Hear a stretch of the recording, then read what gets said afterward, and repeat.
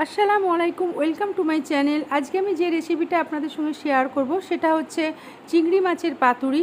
চিংড়ি মাছের পাতুরি করার জন্য কিন্তু নোনা চিংড়ি অবশ্যই নিতে হবে এবং নোনা চিংড়িগুলোকে নিয়ে সেইগুলো কিন্তু ভালো করে খোসাও ছাড়িয়ে নিতে হবে। তা আমি এখানে নোনা চিংড়ি নিয়ে নিয়েছি এবং এগুলোকে ধুয়ে পরিষ্কার করে নিয়ে পানি ঝরিয়ে খোসাগুলো ছাড়িয়ে একদম চিংড়ি মাছের যে নরম সফট অংশটা সেটা শুধু নিয়েছি, আর সমস্ত চিংড়ি মাছটাকে খোসা ছাড়িয়ে নিয়েছি।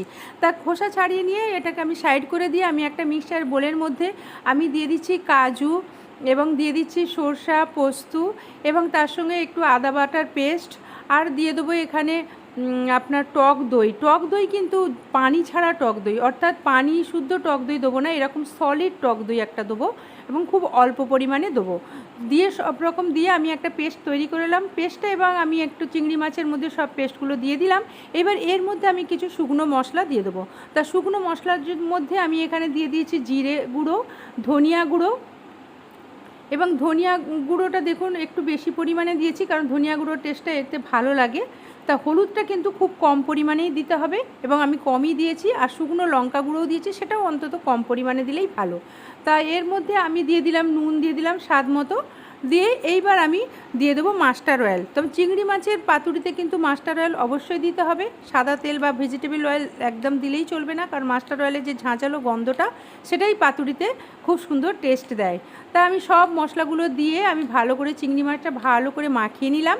এইবারে আমি পাতুরি তৈরি করে নেব। পাতুরি তৈরি করার জন্য এখানে আমি কলা পাতা নিয়েছি কুমড়ো পাতা।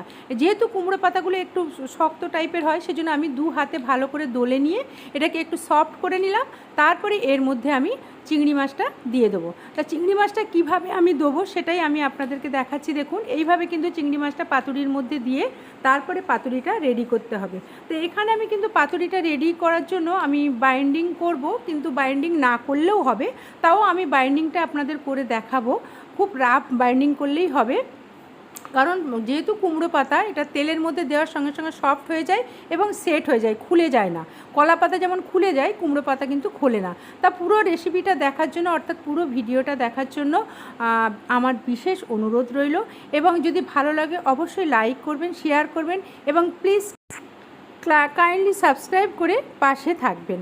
তা দেখুন এইভাবে কিন্তু আমি পাতাটা কিভাবে মুড়তে হয় সেটা আমি দেখিয়ে দিলাম, এবং পাতুরির মধ্যে চিংড়ি মাছটা প্রথমে দিয়ে তারপর আমি একটু ধনিয়া পাতার একটা টুকরো দিলাম একটা কাঁচা লঙ্কা দিলাম। এটা আমি আর একটা আমি পাতুরি তৈরি করে দেখাচ্ছি। দেখুন আমি প্রথমে কুমড়ো পাতাটাকে দু হাতে ভালো করে দলে নিলাম, দিয়ে একটু সফট করে নিলাম, তারপরে পাতাটা ভালো করে আমি মেলে দেবো, মেলে দিয়ে ওর মধ্যে আমি চিংড়ি মাছ কীভাবে সাজাবো সেটাও আমি দেখিয়ে দিলাম, এবং আর একটা পাতুরি আমি সাজিয়ে আপনাদের দেখিয়ে দিচ্ছি। এইভাবেই কিন্তু চিংড়ি মাছ প্রথমে দিয়ে দেবো, তারপরে একটা ধনিয়া পাতার টুকরো একটু দিয়ে দেবো, আর একটা কাঁচা লঙ্কা দিয়ে দেবো। কাঁচা লঙ্কাটা এই কারণেই দেবো কারণ আমি তো শুকনো লঙ্কা একদম কম দিয়েছি, যার ফলে ঝাল একদমই হবে না। আর তার উপর কাঁচা লঙ্কাটা মশলার সঙ্গে মিশে যাওয়ার পর যখন চিংড়ি মাছের সঙ্গে যখন কাঁচা লঙ্কাটাও সফট হয়ে যাবে পাতুরির সঙ্গে, তখন এই কাঁচা লঙ্কার ফ্লেভারটা খুব ভালো লাগবে। কারণ মশলা যখন দিয়েছি তখন শুকনো লঙ্কা কিন্তু গুঁড়ো একদম কম দিয়েছি, তা সেই জন্য কাঁচা লঙ্কাটা অবশ্যই দিলে ভালো লাগে। তা আমি আর একটা পাতুরি রেডি করা আপনাদের সঙ্গে সঙ্গে দেখিয়ে দিলাম। তো এইভাবেই কিন্তু আমি সব পাতুরিগুলো রেডি করে নেব, এবং একটা প্যান বসিয়ে দেবো, প্যান বসিয়ে দিয়ে ওর মধ্যে একটু তেল দিয়ে দেবো। তা দেখুন আমি আর একটা পাতুরি রেডি করা দেখিয়ে দিচ্ছি। তা এইভাবে দেখুন প্রথমে আমি মুলে নিলাম, তারপরে এটাকে সফট করে নিয়ে এর মধ্যে চিংড়ি মাছ দিয়ে দিলাম, এবং চিংড়ি মাছে দেওয়ার সঙ্গে সঙ্গে যদি গ্রেভিগুলো থাকে, অর্থাৎ সরষা পোস্তুর যে পেস্টটা সেই পেস্টটা একটু বেশি করে দিলে কিন্তু বেশি খেতে ভালো হয়, সেজন্য আমি একটু বেশি করেই দিলাম।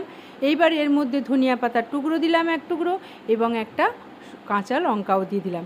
দিয়ে প্রথমে এই পাশ থেকে পাতাটা মুড়ে দিলাম, তার পাশ থেকে দিলাম সাইড থেকে, তারপরে এই পাশ থেকে দিয়ে দিলাম। এইভাবে 3 সাইড থেকে পাতাগুলো মুড়ে এইভাবে দিয়ে দিলাম। এইবারে এটাকে আমি সুতো দিয়ে যে কোনো সুতো দিয়ে বাঁধলেই হবে। তা বাঁধাটাও কিন্তু একদম রাফভাবে বাঁধলেও হবে, একদম যে স্পেশালি বাইন্ডিং করতে হবে, সুন্দর করে বাইন্ডিং করতে হবে, যেটা আমরা কলা পাতায় সাধারণত করে থাকি, সেভাবে না করলেও হবে। তা কলা পাতাটা একটু হার্ড বলে ভালো করে বাঁধতে হয়, নাহলে খুলে যায়। কিন্তু কুমড়ো পাতা বা লাউ পাতা খোলার কোনো চান্স থাকে না, এগুলো তেলের মধ্যে দিলেই সফট হয়ে যায় এবং আরামসে এটা ভাজা করা হয়ে যায়। তাই এইভাবে দেখুন আমি রাফলি এইভাবে সুতো দিয়ে আমি বেঁধে দিয়েছি। তারপরে এইগুলোকে আমি আরও 2-3টে আমি দেখাচ্ছি। দেখুন এইভাবে সব এগুলোকে, সব পাতুড়িগুলোকেই আমি এইভাবে এরকম সরু সরু সুতো দিয়ে বেঁধে নেব। বেঁধে নেবার পর তারপরে আমি এগুলোকে ভাজা করব। আর একটা পাতুড়ি বাইন্ডিং আমি দেখিয়ে দিচ্ছি। দেখুন এইভাবেই কিন্তু সুতোটাকে ধরে নিয়ে এবার ওপর থেকে এরকমভাবে ঘুরিয়ে নিয়ে তারপরে একটা রাফভাবে যা হোক করে বেঁধে দিলেই হবে। তা কোনো অসুবিধা নেই, যেভাবেই বাঁধতে পারেন আপনারা সুবিধা। তা আমি এইভাবেই বেঁধেছি, কোনো ঝামেলা নেই, আরামসে খুব সহজভাবে এভাবে বাঁধা হয়ে যাবে। তা এইভাবে আমি বেঁধে নিলাম সব পাতুড়িগুলোকেই। আর যদি মনে হয় যে পাতা একটু সাইড থেকে খুলে যাচ্ছে, কোনো অসুবিধা নেই, কারণ কুমড়ো পাতা আমি আবার বলছি তেলে দেওয়ার সঙ্গে সঙ্গে এটা সফট হয়ে যায় এবং আরামসে এটা কিন্তু সেট হয়ে যায়, খোলার কোনো চান্স থাকে না, যেটা কলা পাতায় চান্স থাকে, কিন্তু কুমড়ো পাতায় বা লাউ পাতাতে এরকম খোলার কোনো চান্স থাকে না। তা এইভাবে আমি সব পাতুড়িগুলোকে বেঁধে নিলাম। তা এইবারে আমি চলে যাব এইগুলোকে ভাজা করার জন্য। তা বাঁধাটা কীরকম হয়েছে এবং সেভাবেই আমি আরও দেখালাম 2-1টা। তা এবারে আমি গ্যাস অন করে দিয়ে একটা প্যান বসিয়ে দিয়েছি এবং প্যানটা যথেষ্ট গরম হয়ে গেছে। তা এই জন্য এর মধ্যে আমি একটু দিয়ে দেবো সর্ষের তেল। অবশ্যই কিন্তু সর্ষের তেলই দিতে হবে। সর্ষের তেলটা যখন গরম হয়ে যাবে তখন ফ্লেমটাকে একদম লো করে দিতে হবে। লো করে দেওয়ার পর তার মধ্যে আমি পাতুড়িটা দেবো। আগে তেলটাকে আমি গরম করে নেব, তারপর তেলটা যখন গরম হয়ে যাবে তারপর ফ্লেমটাকে একদম লো করে দিয়ে পাতুড়িগুলো সব দিয়ে দেবো এবং লো ফ্লেমে এইভাবে চাপা দিয়ে আমাকে কিন্তু পাতুড়িগুলো রেডি করে নিতে হবে। তা এইভাবে দেখুন আমি এবারে একদিকটা আমার হয়ে গেছে, আর একদিকটা আমি উল্টে দিচ্ছি। এইভাবে দুটো সাইডই কিন্তু ভালোভাবে হালকা আঁচে একদম লো ফ্লেমে এইভাবে ভাজা করে নিতে হবে। এবং যদি তেল মনে হয় একটু কম হচ্ছে তাহলে আর একটু ওপর থেকে সর্ষের তেল দিয়ে দিতে হবে, কিন্তু সর্ষের তেলই দিতে হবে, কারণ সর্ষের তেলেই পাতুড়িটা ফ্লেভারটা ভালো আসে এবং সর্ষের তেলে যে একটা ঝাঁঝালো গন্ধ থাকে সেই গন্ধটার জন্যই পাতুড়িটা খেতে ভালো লাগে। তাই এইভাবে কিন্তু আমি সব পাতুড়িগুলো তৈরি করে নেব। তা দেখুন এইভাবে চাপা দিয়ে একবার করে চাপাটা খুলবো আর একবার করে পাতুড়িগুলোকে উল্টে পাল্টে নেবো। এরকমভাবে দু সাইডটাই কিন্তু ভালো করে ভাজা করে নিতে হবে এবং যখন দেখা যাবে যে কুমড়ো পাতাগুলো বা লাউ পাতাগুলো একদম মানে সফট হয়ে গেছে এবং যেন গ্রিন যে টাটকা যে গ্রিন পাতার ভাবটা, সেই গ্রিনটা একদমই চলে গেছে, পাতার কালারটা সম্পূর্ণ চেঞ্জ হয়ে গেছে এবং এইভাবে তখনই বুঝে নেব যে আমার পাতুড়িটা এবার রেডি হয়ে গেছে। তা দেখুন আমি আবার কিন্তু উল্টে পাল্টে নিচ্ছি এবং দেখুন এই সাইডটা কিন্তু কমপ্লিট গ্রিন কালারের যে পাতার যে কালারটা সেটা কিন্তু কমপ্লিট চেঞ্জ হয়ে গেছে। এইবারে আমার দেখে মনে হচ্ছে এক পাশটা অবশ্যই হয়ে গেছে। আমি ওই জন্য ওপর থেকে আরেকটু সর্ষের তেলও দিয়ে দিলাম এবং ফ্লেম কিন্তু আমি লো ফ্লেমেই রেখেছি, হাই ফ্লেম কিন্তু একদমই করব না, এরকম লো ফ্লেমে, একদম লো ফ্লেমেই কিন্তু পাতুড়িটা রেডি করে নিতে হবে।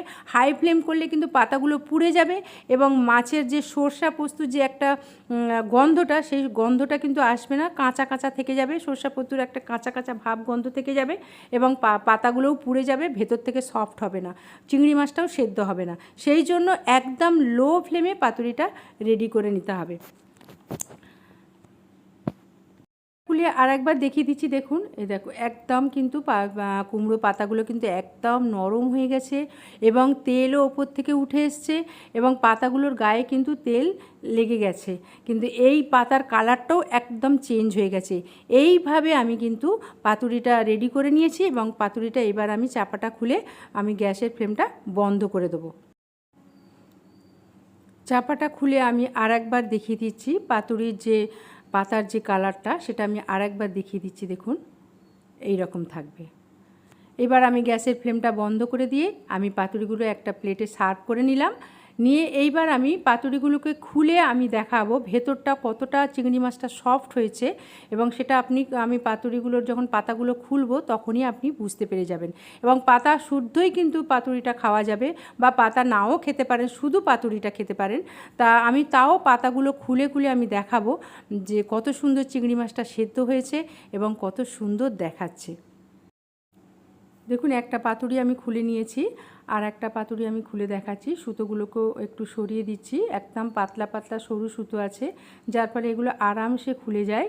তা আর একটা পাতুরি আমি খুলে দেখাচ্ছি। প্রচণ্ড গরম আছে, সেজন্য আমি চটপট করে খুলতে পারছি না, তাও দেখুন আমি খুলে দেখাচ্ছি এইভাবে কিন্তু। এবং চিংড়ি মাছগুলো কত সুন্দর নরম হয়েছে এবং কালারও কত সুন্দর এসছে। তা এইভাবে কিন্তু পাতুরিগুলো আমি রেডি করে নিলাম। তার রেসিপিটা যদি ভালো লাগে অবশ্যই ট্রাই করবেন, বানাবেন, খাবেন, এবং টেস্ট কীরকম হলো আজিমা রান্নাঘরের কমেন্ট সেকশানে কিন্তু অবশ্যই জানাবেন।